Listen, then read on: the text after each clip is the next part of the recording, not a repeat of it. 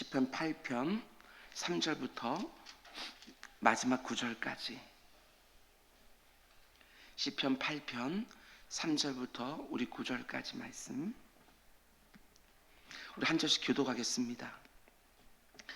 주의 손가락으로 만드신 주의 하늘과 주께서 베풀어 두신 달과 별들을 내가 보으니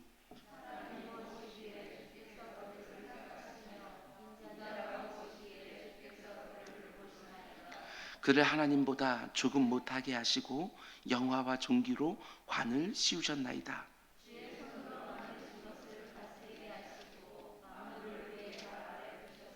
곧 모든 소와 양과 들짐승이며 우리 함께 여호와 우리 주여 주의 이름이 온 땅에 어찌 그리 아름다운지요. 아멘 아멘. 우리 잠시 기도하겠습니다. 사랑해 주님 감사합니다. 주의 사랑하는 백성들과 함께 또 이렇게 하루를 시작하게 하신 거 주의 진정으로 감사를 드립니다. 우리가 도대체 뭐라고 피조물로서 창조주를 만나는 이런 기도의 자리를 늘 허락해 주신 거 주의 진정으로 감사를 드립니다. 창조주 하나님을 마음껏 누리는 복된 자리가 될 수 있도록 인도하여 주시옵소서. 주의 사랑하는 백성들이 각 처에서 주님 앞에 이 시간 동일하게 나아갑니다. 주님께서 그 영혼들 하나하나 온전히 생각해 주시고 돌보주시사 그 가운데 속에 하나님께 주시는 안전과 평안함과 공급함이 있도록 주님 인도하여 주시옵소서. 이 새벽에 우리 한민수 권사님 범사에 감사합니다 라는 제목을 가지고 하나님 앞에 예물을 드립니다.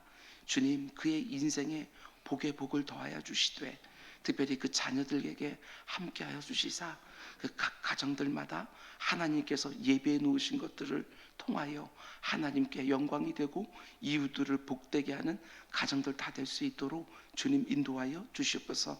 특별히 김덕래 집사님 주님께서 함께하여 주시사 그에게 좋은 재능을 허락하여 주셨습니다. 그 재능을 통하여 복음이 증거되게 하여 주시고 주께로 돌아오는 심령들 많이 생길 수 있도록 주님 인도하여 주시옵소서. 이 모든 말씀 예수님의 이름으로 기도드렸습니다. 아멘 아멘. 지난번도 잘 쉬셨습니까? 오늘도 하나님께서 우리들에게 주시는 각양 좋은 것들로 인하여 복된 또 한 날 되기를 주님의 이름으로 축원을 드립니다. 아멘 아멘. 2021년 은주학교의 6차 온라인 특세 오늘은 17번째 시간입니다. 오늘 말씀의 제목은 사람이 무엇이기에 주께서 생각하시며 돌보십니까? 이런 제목으로 말씀 전하도록 하겠습니다. 사람이 도대체 뭐라고 이리도 생각해 주시고 이리도 돌보십니까? 이런 제목으로 말씀 전하도록 하겠습니다. 어제 새벽부터 우리는 시편 150편 가운데 처음 등장하는 찬양시인 시편 8편 말씀을 함께 묵상하고 있습니다. 오늘 시편의 저자인 다윗은 하나님이 창조하신 이 세상을 보면서 이렇게 감탄을 터뜨려 놓았습니다. 1절 여호와 우리 주여 주의 이름이 온 땅에 어찌 그리 아름다운지요. 주의 영광이 하늘을 덮었나이다. 주의 이름과 주의 영광을 높이며 찬송하는 것이지요. 오늘 시편 8편 맨 마지막 절도 동일한 구절이 나옵니다. 여호와 우리 주여 온 땅에 주의 이름과 영광이 어찌 그리 아름다운지요. 온 세상에 가득한 하나님의 영광과 아름다움 그걸 보면서 감탄한 것이지요. 하나님 정말 아름답습니다. 너무나도 아름답습니다. 그런데 오늘 본문을 보면 또 다른 감탄을 쏟아놓는 것을 보게 됩니다. 사실 오늘 본문을 말하기 위해서 앞에서 온 세상에 가득한 하나님의 영광과 아름다움을 말한 것이 아닌가 이런 생각이 들기도 합니다. 그러면 다윗이 이어지는 구절에서 감탄한 것이 뭐냐? 하나님이 이 세상을 창조하시고 그 안에 있는 모든 것 하나하나에 자신의 지혜를 담아 놓으시고 섭리 가운데 운행해 가시는데 그 모든 것들 가운데 하나님의 아름다움의 절정이 뭐라고 하는가? 하나님의 아름다운 창조와 섭리의 절정은 하늘과 땅과 산과 바다가 아닙니다. 주의 손으로 만드신 천하의 모든 것 하나하나에 하나님의 아름다움과 영광이 담겨 있는 것은 틀림이 없지만 그 절정은 바로 이것이지요. 그 창조된 세상 안에서 살아가고 있는 사람들 하나하나를 향한 하나님의 마음, 여기에서 절정이 드러난다, 이렇게 말합니다.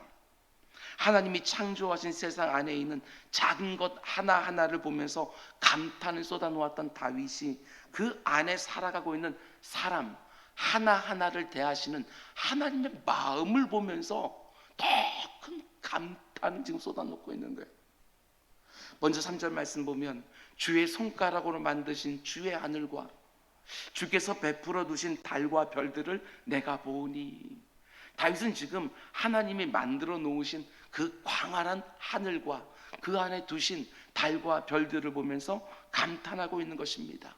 하나님의 크고 광대하심과 그 하나하나에 담겨있는 그분의 지혜를 보면서 그 섬세함과 정밀함에 감탄하고 있는 것이지요.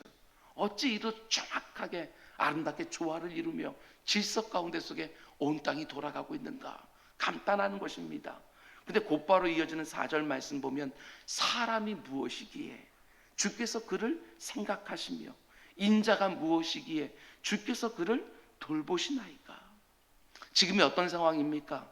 고개를 들어서 그 광대한 하늘을 보면서 감탄하던 다윗이 이제 고개를 내려서 땅을 보는데 그 안에서 살아가고 있는 사람들이 보이는 것입니다. 그자 이내 하늘을 볼 때 쏟아냈던 감탄보다 더 큰 감탄을 쏟아내고 있는 것이지요. 하나님, 아니 사람이 도대체 뭐라고 이리도 생각해 주십니까? 사람이 도대체 뭐라고 이렇게 섬세하게 돌봐주십니까? 여러분, 사람이 어떤 존재지요? 하나님이 하늘에 두신 해와 달과 별들에 비하면 사실 너무나도 보잘것없어 보이는 존재 아닙니까? 정말 모래알과 같이 수많은 사람들이 이 땅을 살아가고 있는데 그 중에 한 사람 있으나 없으나 그게 표현하지 않습니다. 나 하나 없어져도 이 세상에 아무 일도 일어나지 않는 것이지요. 정말 초라하고 보잘것없고 연약하고 지극히 작은 존재입니다. 지극히 크고 광대하신 하나님의 눈 앞에 서 있는 우리 한 사람 한 사람이 무슨 그렇게 큰 의미가 있겠어요? 그렇지요? 그런데도 3절과 4절 말씀 보면 다윗이 뭐라고 말하느냐? 먼저 3절 말씀을 보면 하나님이 해와 달과 별들을 어떻게 만들었다고 말합니까? 주의 손가락으로 만드셨다, 이렇게 말을 합니다. 아주 광대한 하늘을 펼쳐 놓으시고 그 안에 해를 두시고 달을 두시고 별들을 두셨는데 하나님이 자신의 손가락으로 꾹꾹 눌러서 찌르고 눌러서 만들었다는 것입니다. 하나님이 얼마나 크신 분인지, 저 광대한 하늘 안에 해와 달과 별들을 만들어 두실 때 그저 손가락으로 만드셨다, 말씀으로 창조하셨지요. 그런데 시인인 다윗은 그것을 단지 하나님의 손가락으로 찍어서 눌러 만들었다고 표현하면서 하나님이 얼마나 크신 분인지, 얼마나 광대한 분이신지 그걸 표현해 주는 거예요. 시인의 감성이 여기에 담겨 있는 것이지요. 그런데 그렇게 크고 광대하신 하나님이 정말 먼지와 같고 아무것도 아닌 사람을 만드시고 다루실 때는 어떻게 하신다고 말합니까? 4절 말씀 보면 그 사람들 하나하나를 생각하시고 돌보신다, 이렇게 말하는 것이지요. 그렇게 크고 광대하신 하나님이 저렇게 엄청난 우주를 만드시고 해와 달과 별들을 운행하시는 그 크신 하나님이 그 무엇보다도 누구에게 관심을 기울인다는 것입니까? 사람에게 관심을 기울이신다. 그 무엇보다도 먼저 사람을 생각하시고 사람을 돌보고 계신다. 해와 달과 별들에 비해서 정말 먼지 같고 초라한 인생 하나하나에 불과한 그 인간에게 하나님이 관심을 기울이시고 생각하시고 돌보신다. 늘 다윗은 지금 그걸 감탄하고 있는 것입니다. 도대체 사람이 뭐라고 하나님 이렇게 생각해 주십니까? 이리도 섬세하게 돌봐주십니까? 여기서 생각하신다는 말은 히브리어로 기억하신다, 이런 뜻입니다. 수에 칠 가치도 없는 한 사람 한 사람에게 그 크고 광대하신 그 하나님이 너 오제호 하고 기억해 주신다는 거예요. 오늘 이 시간에도 마찬가지입니다. 그 크고 광대하신 하나님이 여러분 한 사람 한 사람을 바라보면서 너 아무개지 하고 각각을 기억해 주신다. 이게 얼마나 놀라운 일입니까? 그런가 하면 여기서 돌보신다라는 이 말은 히브리어로 찾아오신다, 방문하신다 이런 뜻을 가진 단어입니다. 그러니까 하나님이 여러분과 저를 바라보면서 단지 기억만 해주시는 것이 아니라 우리가 살고 있는 그 삶의 자리로 찾아오시고 간섭해 주시고 개입해 주신다는 거예요. 도대체 사람이 뭐라고? 하나님이 얼마나 크고 광대한 분인 줄 알고 내가 얼마나 작고 초라한지 그 격차를 정말 안다고 한다면 다윗처럼 감탄할 수밖에 없습니다. 도대체 사람이 뭐라고? 여러분, 그러면 이런 점이 궁금하지 않습니까? 하나님이 왜 이렇게 초라한 인생 하나하나를 생각하시고 돌보시고 기억하시고 찾아오시는 이유가 뭐냐? 다른 이유가 어디에 있겠습니까? 우리 한 사람 한 사람을 그만큼 아끼시고 귀히 보시고 사랑해 주시기 때문에 그런 거 아니겠습니까? 맨 처음 사람을 창조하실 때부터 다른 피조물들은 그저 말씀으로 창조하셨지만 사람에게는 자신의 형상을 담아 놓으셨습니다. 그 창조자 하나님이 자신의 형상을 우리에게 담아 놓으셨기 때문에 우리를 보실 때마다 자신의 흔적을 그 안에서 발견하게 되는 것이지요. 특별한 애정이 있습니다. 하늘과 땅과 해와 달과 별들과 식물과 동물을 만들어 놓으시고는 단지 보기 좋다 이렇게 말씀하셨습니다. 근데 사람을 만들어 놓고는 심히 보기 좋구나, 정말 보기 좋구나 이렇게 말씀하셨거든요. 비록 죄가 들어와서 사람 안에 담아 놓으신 하나님의 형상이 많이 손상되기는 했지만 그래도 하나님의 형상이 담겨있는 그 사람 하나하나를 하나님이 특별히 귀하게 보신다. 근데 하나님이 우리 한 사람 한 사람을 얼마나 사랑하시느냐. 여러분, 출애굽기 말씀 보면 참 놀라운 표현이 있습니다. 특별히 십계명을 주시는 출애굽기 20장 말씀을 보게 되었으면 우리는 그것을 바라보면서 뭘 이렇게 하지 말라는 게 맞냐 하면서 우리를 옥죄는 것처럼 생각하지만 성 어거스틴은 이 구절이 자기 자신을 모든 구절들 가운데 가장 흥분시키고 감격하게 만든다라고 말한 구절이 바로 출애굽기 20장 5절 말씀입니다. 나 하나님 내 여호와는 질투한 하나님이라. 성 어거스틴은 하나님 모습 가운데 자기를 그렇게 흥분시키는 표현은 여기보다 더 없다고. 도대체 사람이 뭐라고? 그 사람을 보면서 하나님이 질투하시나. 모든 것을 가지신 하나님, 모든 것을 자기 뜻대로 다 주관하실 수 있는 그 하나님이 사람에게 자신이 사람을 사랑하는 것처럼 그 사람에게서 그 사랑을 받지 못하면 질투하신다. 하나님 외에 다른 것에 마음을 두고 계시면, 하나님은 우리 사람에게 다 마음을 주고 계시는데 다른 것에 집중하고 살게 되었으면 하나님이 질투하신다. 성 어거스틴은 이것을 너무너무 감격스러워하는 거예요. 그 모든 것을 하나하나를 아름답게 창조하시고 그 모든 것들을 주관하신 그 크고 광대하신 하나님이 도대체 우리가 뭐라고? 우리가 조금만 하나님의 마음을 섭섭하게 해도 마음 아파하시고, 우리가 하나님을 제대로 사랑하지 않고 다른 거 사랑하면 질투하시나? 어거스틴은 너무나도 감탄한 것이지요. 다윗도 지금 그것을 느끼고 있는 것입니다. 어디 그뿐입니까? 우리가 죄 가운데 있을 때는 우리를 사랑하시기에 나를 찾아오셔서 설득도 해주십니다. 이사야서 1장 18절 말씀 보면 그 범죄한 이스라엘 백성들을 바라보면서 우리 하나님께서 뭐라고 말씀하십니까? 여호와께서 말씀하시되 오라 우리가 서로 변론하자, 한번 따져보자. 아니, 우리가 도대체 뭐라고? 하나님이 따져보자고 찾아오셔요. 그러면서 우리를 설득해 주십니다. 안 된다, 그렇게 살면 아니다. 그저 명령하시고 말 안 들으면 그저 징계해버려도 아무 대꾸조차 할 수 없는 피조물 주제인데 하나님께서는 우리 인간들을 어떻게 달아주십니까? 우리 한번 변론해보자, 우리 한번 따져보자. 그러면서 우리로 하여금 깨닫게 해주려고 하시는 거예요. 설득하는데도 내가 말을 듣지 않으면 어떻게 하십니까? 때로는 그렇게 크고 광대하신 하나님이 나하고 막 싸우십니다. 야곱이 경험했던 것처럼 밤새도록 씨름도 해주십니다. 기도의 자리에서 우리가 끝까지 고집 부리면서 이렇게 해주셔야 된다고 저렇게 해주셔야 된다고 하나님 이건 아니라고 우리가 따진다 할지라도 하나님께서 그 가운데 우리의 입을 꽉 막으시는 것들이 아니라 설득해 주시고 이게 진짜 좋다는 것들 하나님께 설명해 주시고 도대체 인간이 뭐라고 때로는 너무나 가슴 아파하면서 내 종아리를 걷어 올리시고 회초리의 친이 되시기도 하시고 이게 얼마나 놀라운 모습입니까? 내가 어떻게 살든 그냥 내버려 두지 않으시고 그냥 벌하시고 멸하시지 아니하시고 어떻게든 돌려놓으시려고 최선을 다하시는 것이지요. 사람이 도대체 뭐라고 하나님이 이렇게까지 하시는가? 한번 우리 묵상해 보자고요.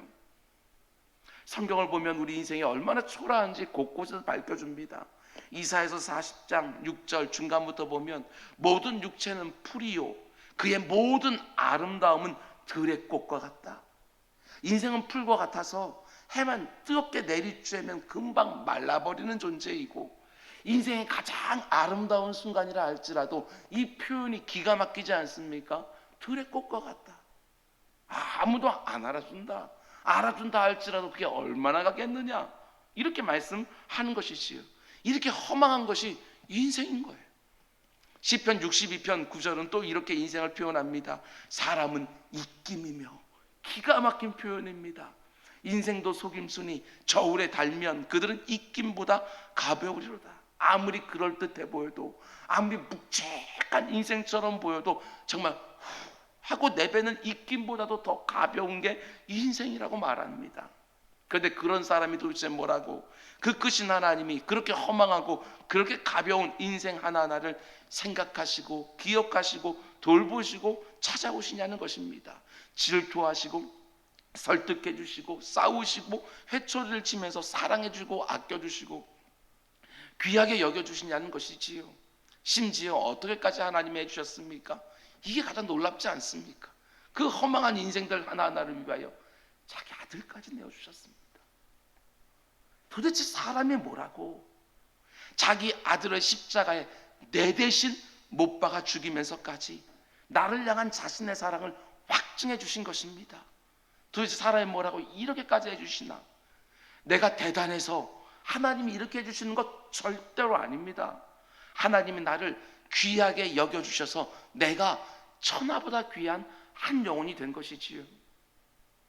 우리가 지금까지 묵상했던 시편 말씀들 하나하나 묵상해 보면 정말 감탄이 터져 나옵니다.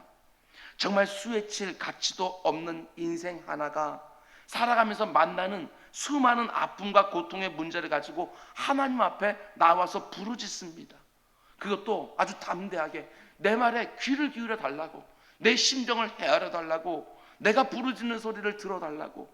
그럼 하나님은 그 기도가 끝나기도 전에, 내 울음이 채 멈추기도 전에 응답해 주시고, 그러면 시인들의 입에서 감사와 찬송이 터져 나옵니다. 이게 얼마나 엄청난 일이에요. 우리가 부르짖다 할지라도 하나님이 꼭 들어주셔야 됩니까? 그것 아닌데 기도의 자리에서 이렇게 세밀하게 내 마음을 만져주시는 거, 도대체 사람이 뭐라고? 이런 시편들 하나하나를 묵상하면서 내가 기도하면 하나님 응답해 주시고, 내가 아프다고 말하면 하나님 위로해 주시고 싸매 주시고, 내가 억울하다고 말하면 하나님 편들어 주시고 시시비 가려 주시고, 이런 식으로 단지 보지 말라는 것입니다. 어떻게 하라는 것입니까? 시편 말씀 1편에서 7편까지 쭉 오면서 8편을 딱 거기다 넣어 놓으시고 다윗은 우리 한 사람 한 사람에게 이렇게 말하는 것입니다. 아무개야, 그 크신 하나님이 그렇게 너를 아끼지 않으시냐? 너 하나를 이렇게 세밀하게 돌보시지 않으냐? 그러니 어찌 감탄하지 않을 수 있겠느냐? 어찌 네가 하나님을 찬송하지 않을 수 있겠느냐? 다윗은 우리에게 그렇게 말하는 거예요. 내 기도를 들으시고 나를 찾아오시고 내 문제 많은 삶의 자리에서 간섭하시는 그 하나님이 얼마나 크고 얼마나 광대한 분인지를 절대로 잊지 말라는 것이지요. 온 우주 만물을 보면서 감탄을 터뜨릴 수 있어야 나 같은 한 사람에게 대하신 하나님의 모습을 보면서 우리가 감탄할 수밖에 없는 것이지요. 문제를 만난 내가 하나님 앞에 나아가 눈물 콧물 흘리면서 주여 내가 주께로 피하나이다 하고 하나님께 안기면 나를 위로해 주시고 내 아픈 상처 하나를 싸매 주시는 분이 얼마나 크고 놀라운 분인 줄 알면 감탄을 터뜨리지 않을 수 없다고 시편 8편을 가지고 다윗은 말하는 것입니다. 여러분, 내가 하나님께 기도하면 하나님 마땅히 기도를 들어주셔야 됩니까? 내가 도대체 뭐라고?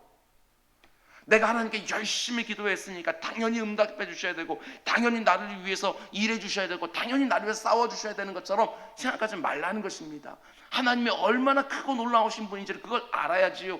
그 하나님과 그리고 나와 이 격차를 좀 생각해 보게 되어지면, 아니요 여러분, 기도의 자리를 허락해 주신 것 하나만으로도 감탄을 터뜨릴 수밖에 없는 거예요. 도대체 나 같은 인생이 뭐라고 하나님이 이 기도의 자리에서 나를 만나 주시느냐. 이 피조물을 창조주 하나님이 찾아와 주셔서 기도의 자리에서 만나 주신다고 하는 그 자체 하나만 제대로 묵상해도 우리 입술에서 감탄이 터져 나오는 것이죠. 내가 도대체 뭐라고. 다른 사람들도 나를 그렇게 귀히 여겨주지 않으시는데, 그 온 천하도 담을 수 없는 그 하나님이 나를 그렇게 귀히 여겨주시고, 내 기도에 귀를 기울여주시고, 내 심정을 알아주시고, 내가 울부짖을 때 거기에 또한 반응해 주시는가. 여러분, 내 자신을 보면서 그렇기 때문에 너무 초라하게 여기지 마시기 바랍니다. 내가 아무리 이 세상의 기준으로 볼 때 약하고 초라하고 무능해 보이고 보잘것없어 보인다 할지라도, 온 우주도 담아낼 수 없는 그 크신 하나님이 이 세상의 기준, 나를 바라보는 이 세상의 기준을 보란듯이 깨뜨리면서 나 같은 사람까지 챙겨주시지요. 돌보시고 찾아와 주셔요. 나 같은 사람을 위해서도 자기 아들까지 내어주시는 것이지요. 이 사실을 분명히 알고 담대하게 은혜의 보좌 앞에 나아가 하나님을 마음껏 누리라, 말하는 것입니다. 기도의 자리에서 그 크고 광대하신 하나님을 만나는 것입니다. 그분께 내 모든 육체의 어려움들을 아뢰는 것이지요. 아니, 기도의 자리에서 그 크고 광대하신 하나님을 만날 수 있다는 것 자체만으로도 우리 입술에서 감탄이 터져 나오는 것입니다. 요즘 이런저런 문제로 마음이 어렵고 힘이 드십니까? 그러나 나를 생각하시고 기억하시고 나를 돌보시고 찾아오신 하나님이 어떤 분인지를 정말 깊이 묵상해 보시기 바랍니다. 그러면 아무리 지금 내가 제 가운데 앉아서 탄식하며 아파한다 할지라도 그 하나님만 생각하면 찬송이 터져 나오는 것이지요. 우리가 잘 아는 욥의 경우를 한번 보시기 바랍니다. 모든 것을 다 가진 것처럼 보였던 사람이 한순간에 모든 것을 다 잃어버렸습니다. 그 많던 재산, 10명이나 되는 자녀들 한순간에 다 잃어버렸습니다. 처음에는 하나님 원망하지 않았습니다. 제 가운데 앉아서 하나님께 찬송을 올려드렸습니다. 그러나 고난이 계속되어지고 그 고난 속에 담겨져 있는 그 원인을 알지 못하자 어느 순간부터 하나님 향해 쓴소리, 원망, 저주 쏟아놓기 시작합니다. 그런데 그 마음속에 있던 그 응어리진 것들이 언제 풀렸습니까? 다른 것이 아닙니다. 하나님이 얼마나 크고 내가 얼마나 보잘것없는 인생인가, 그 격차를 새롭게 깨닫게 되었을 때 그가 가졌던 모든 의문들이 다 풀려버려요. 우리가 욥기서 말씀 잘 아는 것처럼 그 끝자락에서 하나님이 욥을 세워놓고 뭐라고 말씀하십니까? 그 고난의 원인을 설명해 주시는 것이 아닙니다. 하나님이 얼마나 크신 분인지 그 광대함만 욥에게 알려주시는 거예요. 38장 3절 이하의 말씀 보면 하나님은 욥에게 이렇게 말합니다. 너는 대장부처럼 허리를 묶고 내가 네게 묻는 것에 대답 좀 한번 해봐라. 내가 땅에 기초 놓을 때 너 어디 있었느냐? 누가 사람 없는 땅에 사람 없는 광야에 비를 내리고 있느냐? 황무하고 황폐한 토지를 흡족하게 하여 연한 풀이 돋아나게 누가 하고 있느냐? 비에게 아비가 있느냐? 이슬방울은 누가 낳았느냐? 얼음은 누구 태에서 나왔느냐? 공중에 서리는 누가 낳았느냐? 누가 지혜로 구름의 수를 세겠으며 누가 하늘의 물주머니를 기울이겠느냐? 하나님이 얼마나 크고 광대하신 분이신지, 얼마나 이 세상을 신묘막측하게 실수 없이 운행하고 계시는지 하나님께 계속 욥에게 질문을 던지는 거예요. 그래서 욥이 깨닫기 시작합니다. 하나님이 얼마나 크고 광대한 분인지 딱 깨달아지니까 그 가운데 자신의 어리석었던 의문들을 내려놓기 시작하고 회개하기 시작하지요. 내가 주께 대하여 귀로 듣기만 하였사오니 이제는 눈으로 주를 배움나이다. 그러므로 내가 스스로 거두어 드리고 티끌과 재 가운데서 회개하나이다. 그렇습니다. 하나님이 얼마나 그 광대한 분이신지 그거 하나만 우리가 제대로 묵상할 수 있다 할지라도 인생 가운데 있는 우리들의 많은 의문들은 다 풀리지 않을까. 이사야 선지자가 말하고 예레미야 선지자가 말하는 것처럼 하나님의 생각과 우리의 생각이 얼마나 차이가 나는지 이것 하나만 인정한다 할지라도 우리의 삶 가운데 있는 많은 의문들은 믿음 가운데 해결되지 않겠습니까? 온 세상을 창조하고 운행하시는 그 크고 광대하신 하나님이 지금 욥을 찾아오셨어요. 욥을 찾아오셨다고요. 찾아오셔서 그와 변론해 주시지요. 그리고 그를 깨닫게 해주십니다. 아니 사람이 도대체 뭐라고 하나님이 이렇게까지 해주시는가? 다윗은 지금 주체할 수 없는 감탄과 감격과 감사를 쏟아놓고 있습니다. 하나님이 창조하신 이 세상 모든 만물에 담겨있는 하나님의 그 아름다움과 영광을 바라보면서 여호와 우리 주여, 주의 이름이 온 땅에 어찌 그리 아름다운지요, 주의 영광이 하늘을 가득 채웠습니다. 이렇게 감탄한 다음에 더 큰 감탄으로 사람이 무엇이기에 주께서 그를 생각하시며 인자가 도대체 뭐라고 주께서 그들을 돌봐주시나이까. 오늘 이 새벽에 내가 믿는 하나님이 얼마나 크고 광대한 분인지를 깊이 묵상하면서 이 황홀한 기도의 자리로 나아가기를 원합니다. 피조물이 창조주를 만나는 자리, 기도의 자리로 나아갑니다. 그러면 이렇게 기도의 자리를 허락해 주신 것만으로도 감격과 감사가 터져나올 수밖에 없는 것이지요. 이 초라한 입김과 같은 풀과 같은 들의 꽃과 같은 그 인생의 기도를 하나님께서 들어주시나, 그거 하나만으로도 하나님이 얼마나 크고 광대한 분인지를 꼭 생각하고 여러분 내가 살아가고 있는 이 세상을 보시기 바랍니다. 하나님이 얼마나 엄청난 분인지를 알고 내 자신을 보시기 바랍니다. 그리고 하나님이 얼마나 능하신 분인 줄을 알고 묵상하고 지금 내게 있는 환경들을 바라보는 것이지요. 그러면 이내 이 세상이 줄 수 없는 평안과 이 세상에 빼앗을 수 없는 평안을 경험하게 될 것입니다. 하나님, 내가 도대체 뭐라고 나를 이리도 생각하시고 돌봐주십니까? 여러분, 우리 감탄을 좀 해볼까합시다. 늘 한탄만 하는 게 아니라 좀 감탄 좀 해볼까합시다. 지금 내가 처한 현실이 아무리 힘들고 어려운 자리라 할지라도 그 크고 광대하신 하나님의 그 세밀한 섭리가 담겨있는 환경인 줄 알고 오늘 하루 우리 그분 찬송하며 시작합시다. 어떤 찬양이든지 나의 감탄과 감격과 감사를 담아서 하루를 시작합시다. 그러면 그 가운데 모든 것들이 다시 아름답게 보이지 않겠습니까? 죄인 괴수에게 미친 하나님의 과분한 은혜라는 것이 깨달아지지 않겠습니까? 오늘 하루 이렇게 감탄하고 감격하고 감사하고 온 세상을 바라보며 그리고 나를 바라보며 그 가운데 하나님께 찬송 올려드리는 우리 모두가 될 수 있기를 주님의 이름으로 축원드립니다. 기도하겠습니다. 사랑해 주님 감사합니다. 피조물이 창조주 앞에 너무나도 쓴소리를 쏟아낼 때가 많습니다. 그럼에도 불구하고 하나님은 그 쓴소리까지도 기도로 받아주시면서 기도의 자에서 나를 찾아오시고 만나주시고 내 마음 가운데 속에 하나님의 마음도 담아주시면서 이때까지 인도해 주셨습니다. 오늘의 현실 많은 의문들이 있습니다. 그러나 아버지 하나님 이 의문의 자리에서 탄식만 하면서 있는 그런 우리 되지 않게 하여 주시고 이 자리에서도 감탄하는 우리 모두가 되게 해주십시오. 세상에 이렇게 악이 관영한데 하나님께서 그래도 인자와 인애와 긍휼과 자비로 우리를 이때까지 보존해 주셨구나. 그것들을 깨닫고 감탄하며 하나님의 도우시는 역사를 사모함으로 간구하는 새벽 되게 하여 주옵소서.